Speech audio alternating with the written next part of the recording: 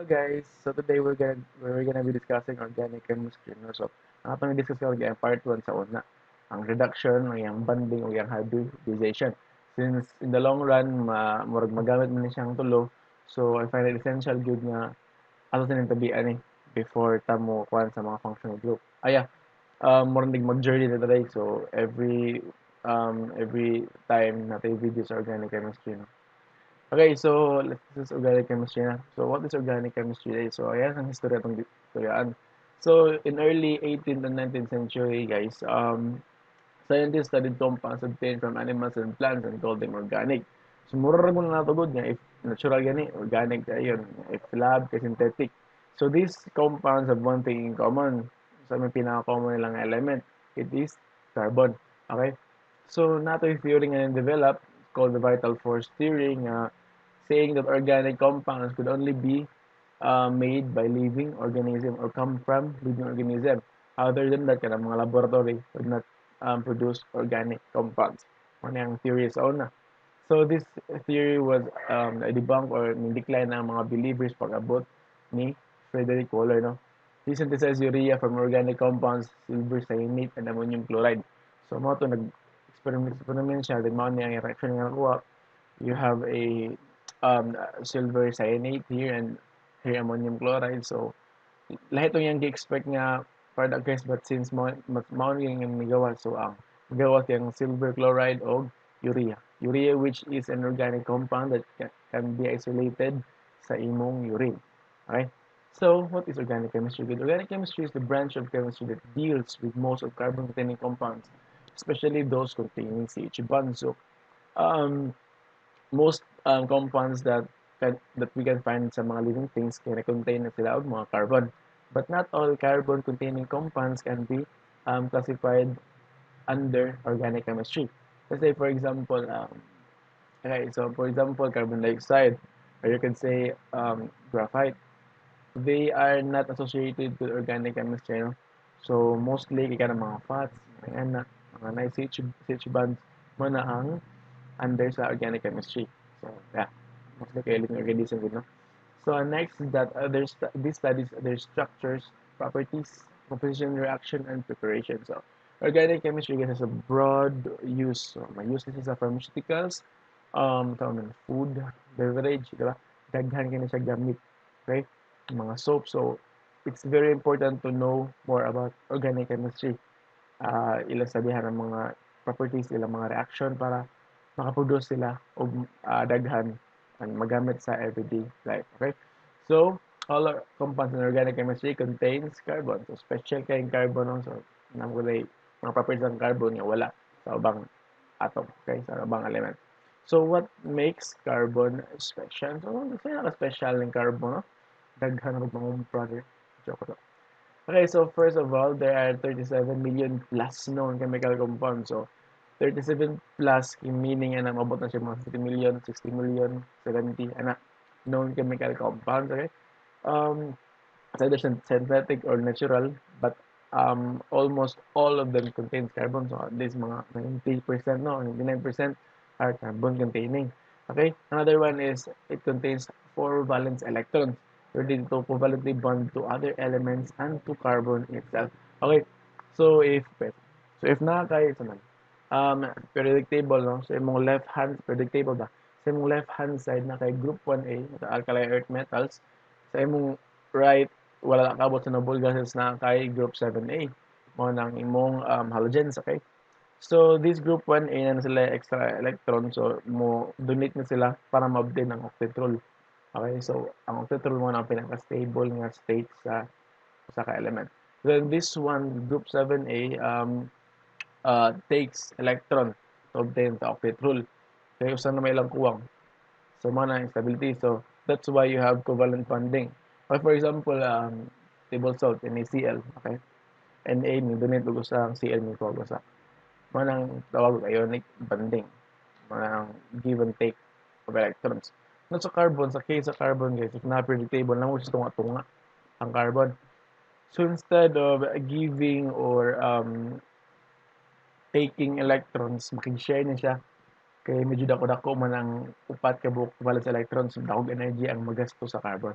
So instead, iyan na lang kuhaon. Okay?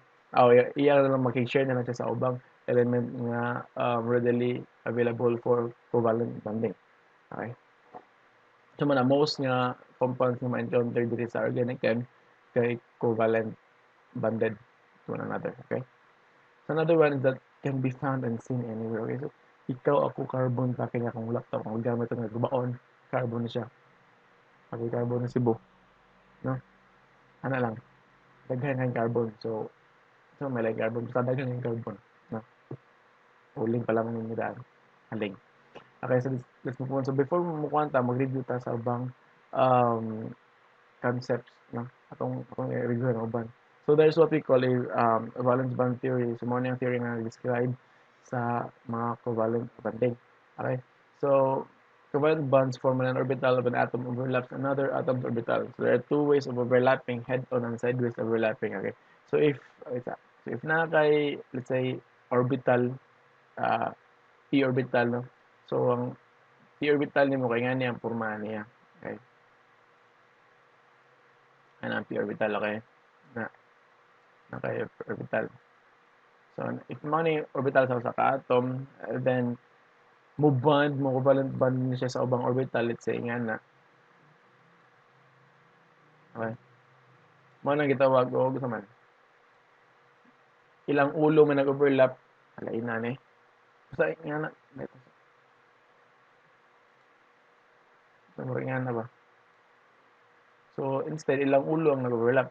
So that's what we call taman. So what we call head-on overlapping. Sa head-on overlapping mo na yung mga electrons yung nadira, mga kaano mga electrons mo. So sa head-on overlapping, yes, as you can see, more siya na circle ba ito, nag-ana ba ito? So iyang porma kay mura siya if mo nang i-isolate, okay? Mo siyang i-isolate, isa. Mo siyang i-isolate ang iyang porma na guys kay murag na circle ba ito? Mo siya na ano, okay? So as you can see, sigma na siya, no? So mo na ang most head-on overlapping kay sigma bonded. Okay, so if sideways overlapping sa so sideways nagbarog imong p orbitals, pwede ka po na siya guys. So nga na if sideways orbital, ano, na kay p orbital ba? So if nga na sa sila, okay, makita ako sideways nga bonding. Okay. So as you can see guys, ano ang electron gusto nga. Example na. So as you can see guys, mura siya nagbarog. Okay. Ato na siya i-isolate. Kita ka ning murag nga na nila. Okay. Siya na pi, no? Murag na nagbarog ba? Mga na, yung structure bitaw. Okay. So mo na yung banda. So mo na, mura siya na yung pi. Okay. So most nga sideways overlapping are pi bonds. Okay. So mo na. So pi bonds. And then we have side on kinatay sigma. Okay. So magamit din siya sa organic chemistry guys. So mana head-on ng sideways overlapping at ang clear canvas.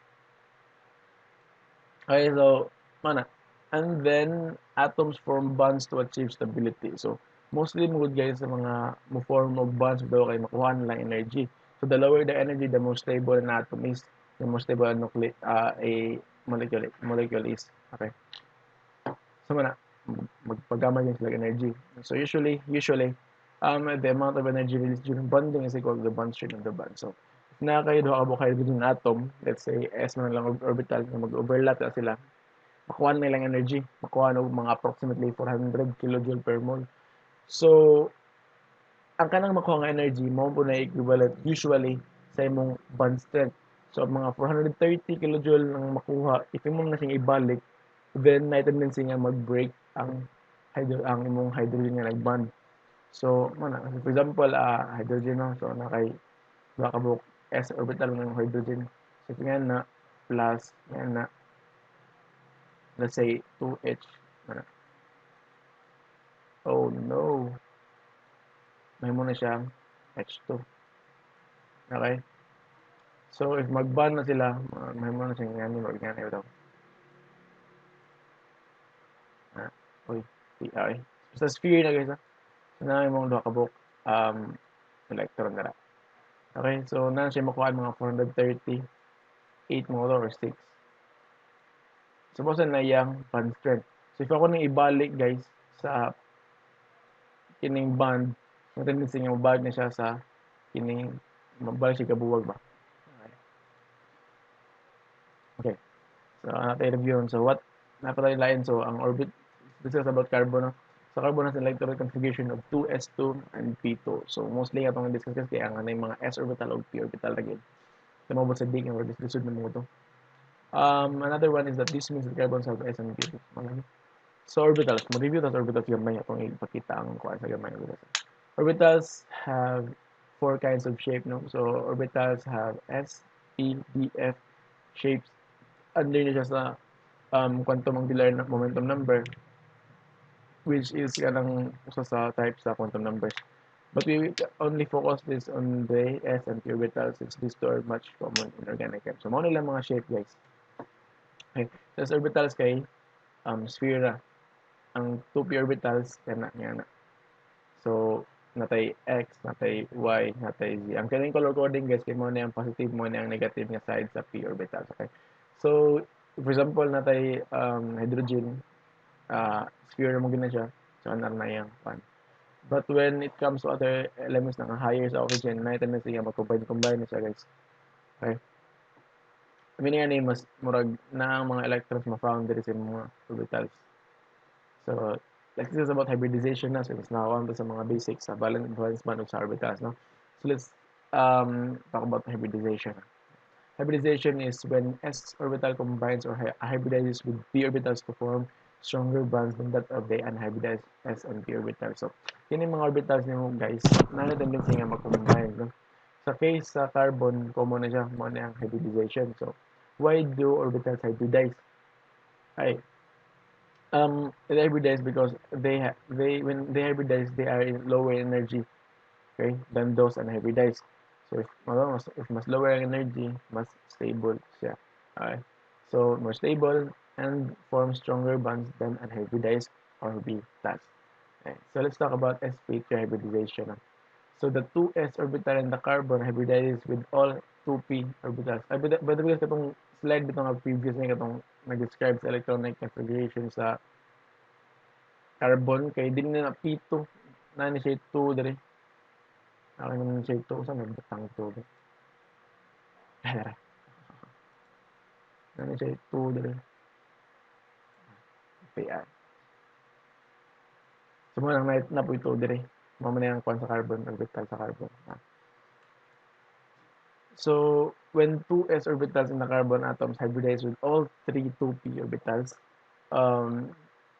mo na result sa mga sp3. Okay, mo na ang hybridization niya. So, if na kay 1 usa ka 2s sa carbon, mo hybridize sa tulo ka buk p orbitals kay di ba ang p kay 3 man nakabuk orbitals no.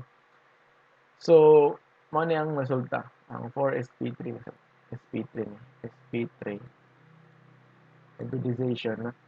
So, if na kay di ba ang orbit ang pinakakuan sa carbon kinamo siya s ug p nga orbital. So under sa s orbital kana kay usa ka buok orbital, na kay sa p orbital kana kay tulo ka buok orbital. Okay. So if mag-combine ni siya guys ang isa ka buok s sa tulo ka buok p, kini tulo ka buok p, mo na ang sp3 hybridization siya. Mas daghan ang p kaysa s no. Ang sabot mo na guys kay isa ka s orbital combine sa tulo ka p nga orbital. Okay? So as you can see mas daghan ang p. So ang characteristics sa sp orbitals kay mas duol-duol sa p orbitals. So ang resulta niya guys kay upat ka buok.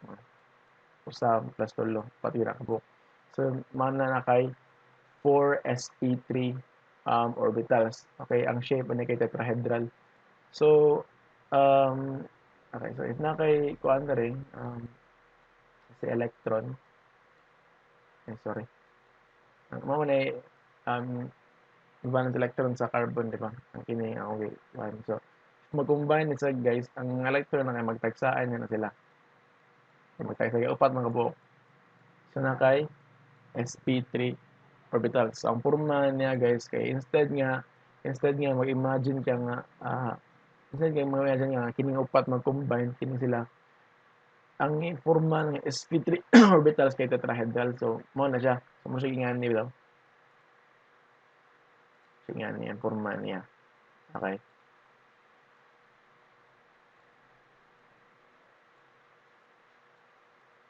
Okay. So nga na. So isa ka book orbital diri, isa diri, isa diri. Ang kuan na guys kay basta nga ni gani ang wedge like gani nga solid kay padung nimo. Yung kini mga broken lines kay or kini broken nga ni kay away na nimo. Okay, so mura siya 3D bitaw. Nga mo na convention sa organic chemistry. Mostly kay lagi ginagamit. Kung gusto mo na mag-combine sila kay yeah, mo na ang porma actually. So uh, mo na siya. Yan na. Hmm. By the way guys, 'di ba nag-discuss na tanong about sa positive ug negative side sa kuan, nag-mention ko na ba? So mo na positive mo na negative. So ang kini siya kay mura dili combine sa positive nga side sa S while kini kay mo subtract. So mogamay na siya kini mo dako sad. So nga ni porma niya, 'di ba? So kaya nga naman ang porma niya mas daghan kay electrons nga ma-found diri. Ang kining dako nga side kay mo na siya sa mga sa paggawas na siya. Ang kining mga ring mo nang nag-bond. So mas stronger gud ang bonding ining um, SP3. Okay? Kay naman sila dito murag mulak mo na siya. Mas stronger ang iyang bonding. So mana, how about SP2 hybridization is? So ang SP2 hybridization, let's say, na kay SP2 hybridization, no? Mao na imong carbon gyapon, let's say SP2 naman yun, no? Wala na yun sa copy. So let's say SP2, no? So, napoy times, sa dili rapod dili gyud necessarily nga ang usa ka S makombine sa tulo. There are times that when S orbital combines with two p nga orbitals, so duha ka book p nga orbitals, okay? So ang result is 3, so 2 plus 1. So ang result is 3 sp2 orbitals, okay? So 3 sp2 orbitals, so 1, 2, 3. Ang napugay excess nga isa ka book p kay duha ra may mo combine, no? So ang pormahan niya guys kay ngani. So let's say mo ni imong p orbitals, nga nabilin mo na siyang p then na kay sp2. Okay, so since duha ra may combine nimo, so ang yang electron distribution kay nga na usa-usa gyapon na sila. Okay, so mo na guys, mo na ang kuan sa imong sp2 orbital. So ang pormahan niya guys kay trigonal planar. So ana na siya, mo na ang porma sa imong sp2 orbitals na niya pa kay isa ka buok p orbitals gud. Okay, so for example ngani, ay mo na yung sp3, wala na ako na show ganyan. So mo na yung sp3. So as you can see, balik sa so, mo na yung sp3 mo, as you can see ang mga sp3 ug sp3 orbitals na combined. So that's why na kay head-on overlap, di ba? Atong gikuan nga na. So head-on overlapping meaning na kay sp3 bonds. So as you can see, if naka-discuss mo organic chemistry, um, most sp3 bonding are sigma bonding. Okay? So kay nag-overlap, head-on overlapping mo sila. Sa case sa sp2 hybridization, uh, nani sila ingani orbitals ba tulo ra ka buok, and then okay, tulo ra ka buok ilang sp ilang hybridized nga orbitals. So kini yung tulo, di ba? Kining green nga portion.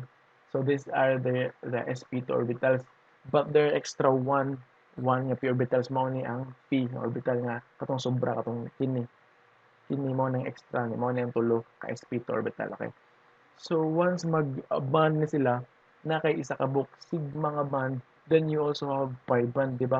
Katong sideways bitaw, katong sideways overlapping. Na kay sideways overlapping, na kay isa ka pi bond. Na po kay isa ka sigma bonding. Okay? So ang porma na guys kay nga na imagine na mo na yung trigonal planar kini kanang tulo. Okay? Kanang tulo ang trigonal planar sa kan laser. Okay. So manin tulo ang trigonal planar. Then you have an extra p orbital. So ang bonding niya guys kay head-on overlapping usa, magdigkit na sila ay nakaisa ka buok pi bond. Ang kining duha mag-bond in sideways form. So mo na ang imong sp2 orbital na kay pi bonding na po kay sigma bonding. Okay. Mo na ang porma. Mo din ang iyang link guys. Okay. Okay, so another one, the last one no kay ang SP hybridization. So na kay SP hybridization. sa sp hybridization kay wa na ning usa ka p. So equal na ang s ug p orbital in terms of number. So ang characteristic anong sp orbital kay tunga-tunga nila. Okay, so ang sp orbital no kay isa ra makabuk mo-combine niya isa ka p. So there are two sp orbitals. And there are two sad na p orbitals nga sobra. Okay, ang electron distribution kay same magyapon, one each. Mga mong sp orbitals. Okay, so nakaido ka buk sp nga orbitals no. So ang matabuan niya guys kaya ang iyang porma ni kay mura na siya na plane. Okay, na plane so na kay kung adra. So mo siya 180 na siya so ingani ang porma niya guys. So na mag-combine na sila mga porma niya guys. So na ang sp ng orbital. Nakay isa ka buk hybridized nga orbital, nakay isa ka buk hybridized nga orbital. Then nakay duha ka buk p orbitals nga unhybridized. Okay? So if mag-combine na siya guys, naa kay ngani. So if mag ano sila, if mag-bond na sila, na kay isa ka buok sigma nga bond na kay duha ka buok pi nga bond. Okay? Yan ang kay duha ka buok pi dire p orbitals. So na kay duha ka buok sideways overlapping, na kay isa ka buok na kay isa ka buok nga head-on overlapping which is the sigma bond. So ano yung porma na guys? So mga na ang triple bond ang gitawag na tulo man nakabuok. Triple bond ang diri sa double bond since na makay bond sa imong head-on na kay bond sa imong sideways. Okay. Sana. Simple kay hybridization guys no. Sana ra. And by the way guys, mas dakog strength ang mga sigma nga bonding. So ang sigma nga bonding mo is dako siya ang strength. And then ang imong pi bonds, so mas dako siya ang strength kaysa imong pi bonds no. Kay sideways ra man ang overlapping nga head-on. So ano guys, mas dako siya. But then, if mag-compare po ka sa strength sa imong single bond o double bond, siyempre mas dako ko lang imong strength sa imong double bonds kay sigma guna plus usa ka buok pi. So, mas dako pug strength ang triple bond kay usa ka sigma nga duha ka buok pi bonds. So ana lang gid guys, so magkadaghan ang bonding nimo, magkadako po nimong bond strength no. Ana lang. So more to guys, sa next nga to nga kuan video, please lang ko ganang daghan mo gud mi nga contributor no. So please lang ko comment kung sa inyong gusto i-discuss, and please lang og like og subscribe sa among channel kay para daghan ning matabangan sad. So i-comment lang ninyo kung unsay gusto niyo i-discuss, and then we'll see to it nga among tanan sa makaya na mo. Okay? Thank you. Bye-bye.